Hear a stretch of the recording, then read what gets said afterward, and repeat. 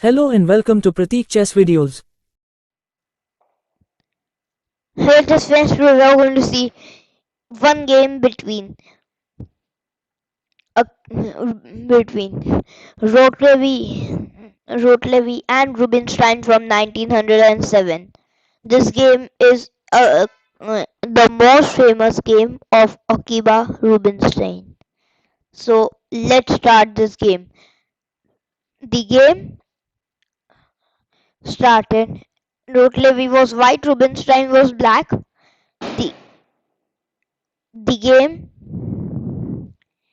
here started with the move d4, d5, knight f3, e6, e3, c5,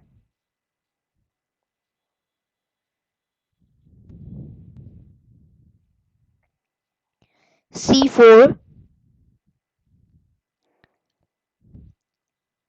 knight to c6, knight to c3, and knight to f6. So this is the symmetrical variation of the Tara's defense, completely symmetrical. And here the main line is a3 with the idea of is that if the bishop when develops to castle, then white can play d into c5 and then bishop into c5, thus black losing a tempo with his bishop, and then white can play b4. So here main line is a6, d into c5, bishop into c5, b4. And now there are options if you want to play bishop a7 or bishop to d6. Bishop to a7 is the main line, kind of.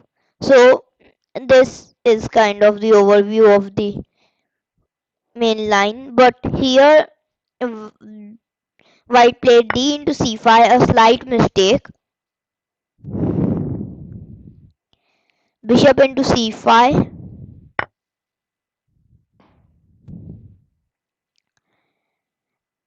and now was played a3, planning b4.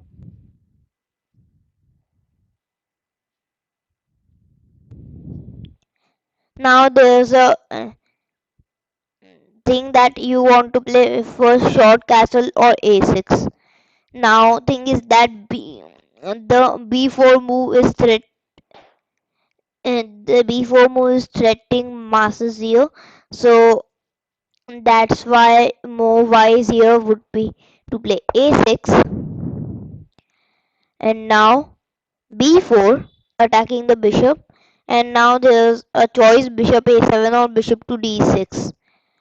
In the game was played bishop d7, bishop d6, interesting move.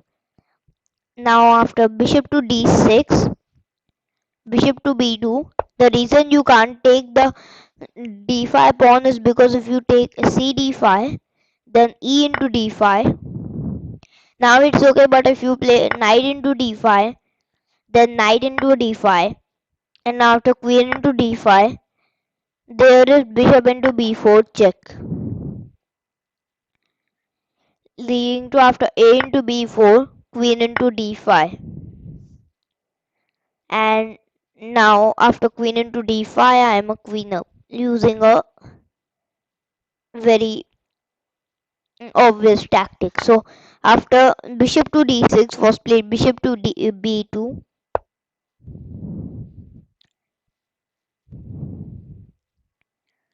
and after bishop to d2 was played um, he first played short castle, first taking the king to safety, and now white here did here kind of oh nice choice, bishop to d3, developing the queen side bishop, and the king side bishop, and now black played d into c4, bishop into c4,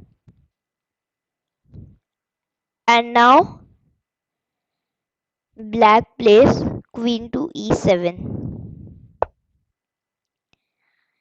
Actually, there's also an option of playing like before d into c4 queen e7, but that's not that good.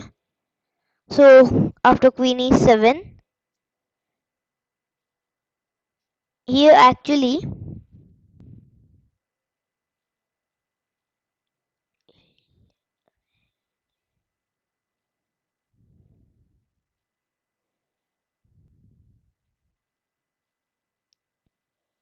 but in the game things went a little more interesting with white playing here queen to d2. Now this is an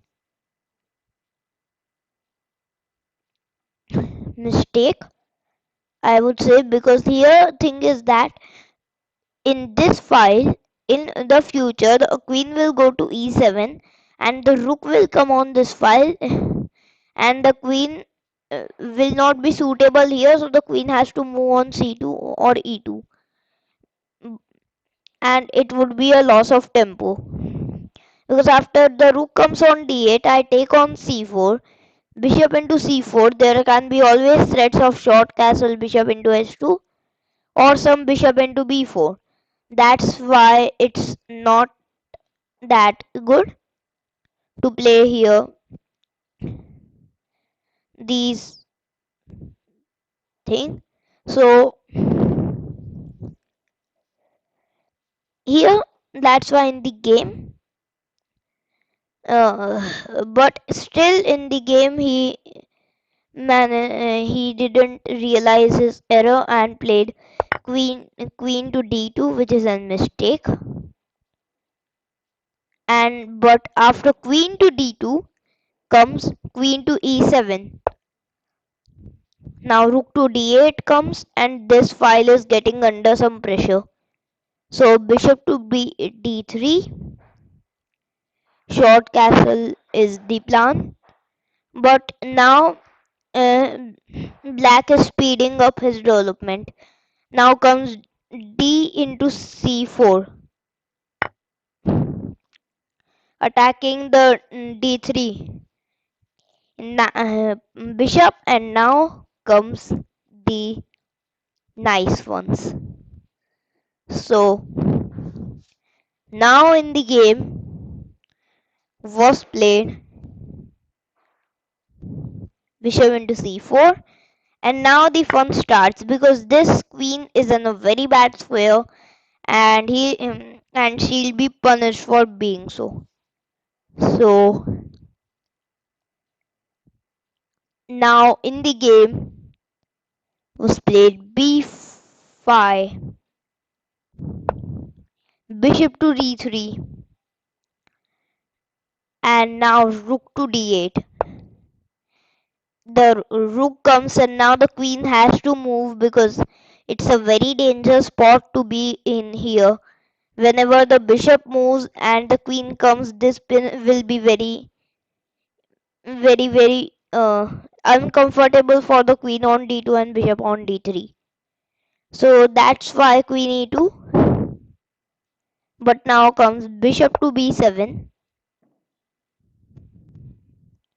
and this bishop is also developed. Two bishop advantage, very important in this position.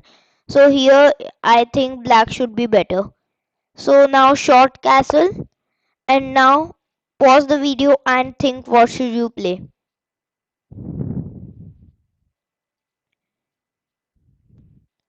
Okay, here was played the move knight to e5. Very super job if you found this, because this move is like, see this, we want to unleash our double bishop advantage, but the thing is that this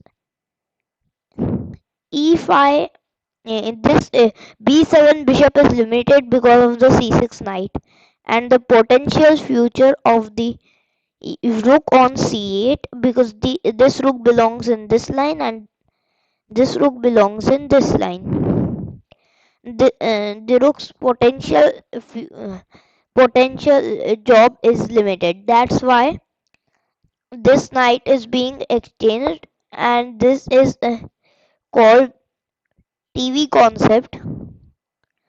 And it's a very important concept. It will let you grasp your level of grasp you openings like Marok's Divine, Accelerated Dragon, and many more. So the TV concept is like, see, this bishop very much wants to mm, like get in this diagonal, do some attack here, but this knight is like just blocking its way. So imagine like you are watching TV and someone just blocks in it. So that's why this knight has to move so that the bishop and the rook can do their jobs. So here knight e5, attacking the knight on f3 and also preparing to exchange. And after knight into e5, bishop into e5, this position is just super. Here black has many threats, including queen d6, bishop into h2, and queen c7. Now queen c7 is a threat because we double attack this knight and this pawn. So that's why if white plays rook a c1, there is this move queen to d6. And now after, and now I attack this and I attack this also. And if you want more clear cut, I'll just play bishop into h2 check, king into h2, queen d6 check, king goes back, and then queen into d3 with the extra pawn. So that's why this is good. But so after knight into e5, bishop into e5, you defend rook fd1, then I play queen to c7, and now your c3 knight is hanging and your h2 pawn is hanging. So there are many tactics coming here. And now f4 was played, weakening the king side position. Better according to the engine was just to play rook fd1, and after queen c7 to just sacrifice the pawn and play this position, because there's nothing better to be done.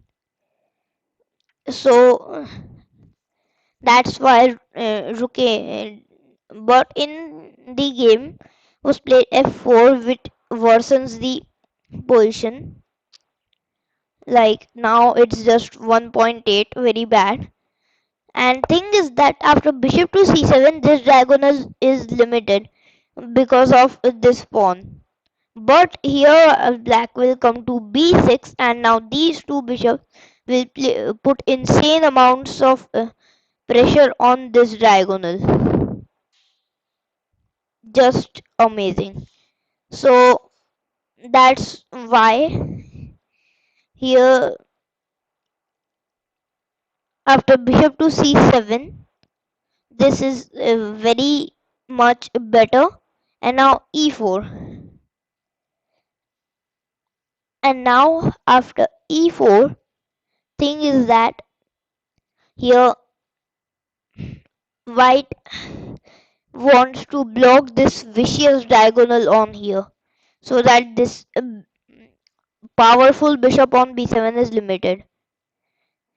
And now rook a c8 was played, planning bishop to b6 check, and now e5, the decisive mistake of this game. Now it's totally lost. The best bet was to play king h1 and escape this diagonal. But here rook a c8, and after e5 it's just completely lost. And now was played knight to g4, small tactic, queen into g4, rook into d3, But first was played bishop to b6 check, tempo, king h1 and then knight g4. Tactic allowing a tactic that after queen into g4 comes rook into d3. And now here black is very much better. So after bishop b1, king h1, knight g4, now was played bishop to e4. But after bishop to e4, here thing is that you want to exchange, but my attack is way too fast. I play queen to h4, attacking the h2 pawn. But now h3. So g3. If h3, then how would you win? Okay, just rook into c3, beautiful. Bishop into c3 and bishop into e4. If queen into e4, then queen to g3. As there is no queen into g4 because the queen is on e4. And after queen to h2, there is no way. H4, queen h4, checkmate. That's why after bishop e4, queen h4, h3 is not played, g3 is played, and now is played. Can you find it? I hope so. So now comes the immortal combination of Akiba Rubinstein. Pause the video and find what it could be. Okay, so the combination starts with rook into c3, brilliant move. Oh my god. So thing is that here this knight was very important, because if you eliminate this bishop on e4, it is checkmate. It is literally almost checkmate. So when you eliminate this bishop, like if you here take this bishop, then takes and then mate. So this knight is actually defending a very important e4 bishop. That's why we destroy the defender so that our attack can progress. And after rook into c3, if you play bishop into c3, then simple bishop into e4 check, queen into e4, queen into s2 mate. Queen g2 also fails to queen into s2 mate. So that's why here queen into e4, queen into s2. That's why here it was played after rook into c3, g into h4. Very logical, taking the queen. But here comes the fun. Now we play rook to d2, brilliant move again. Blow by blow. What a game. Okay, so now idea of rook to d2 is simple, attacking the queen. But this e4 bishop, it's everything here.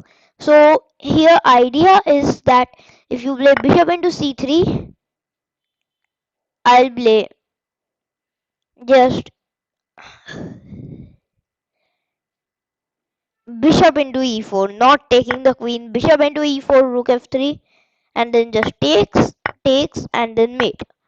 So beautiful coordination between the three pieces. And now bishop into e3. If you play queen into d2, I play same bishop into e4 check. Queen to g2. This actually happened in the game. Let's see what the Indian suggests. If you play rook to f2, again bishop into e4, queen into e4 takes, king g1, knight into e4, king f1, rook to f2 check, king e1, then rook e3 check, king d1, then rook d2 check, king c1, then rook e1 is mate. So that's why after takes, queen g2 was played. But now comes the last blow of the game. Can you pause the video and think what it should be? It's rook to h3, brilliant, good move. Now here it's the final, it's the straw that breaks the camel's back. Now rook into h2 is mate, and there's no way of delaying it. Only way is to play bishop to d4, bishop into d4, Rook to f3, bishop into f3, rook to f1, a4, whatever you play, rook into s2 is mate. Unreal. Oh my god. What an amazing game. Okay, let's see what are the takeaways. One takeaway is the TV concept, as we saw. Well, everything of the combination started with the decisive move, decisive mistake. If actually all of it, the taste of the combination started with the 15th move, knight to e5. Good move. It, uh, it like gets all the things together, and now here e5 is the decisive mistake. Plus now knight e4, queen h4, and now rook into c3, rook to d2, rook to s3, and it's over. So beautiful game.